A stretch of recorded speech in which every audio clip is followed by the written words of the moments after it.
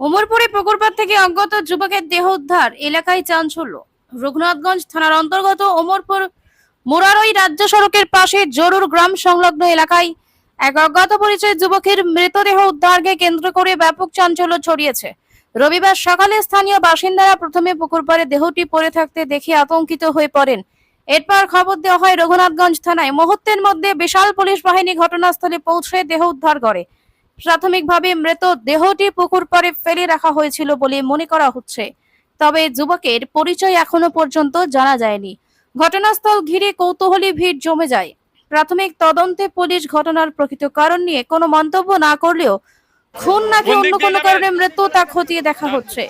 মৃত দেহটি ময়না তদন্তের জন্য পাঠানো হয়েছে। পুলিশ সূত্রে জানা গিয়েছে, দেহটির পরিচয় শনাক্ত করার পাশাপাশি ঘটনার সঙ্গে জড়িত দুষ্কৃতীদের খোঁজে তদন্ত শুরু করেছে।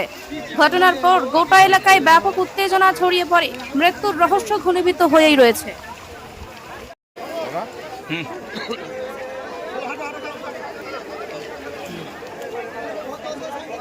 আরো দু একজন ধর অসুবিধা হলে আরো দু একজন ধর না।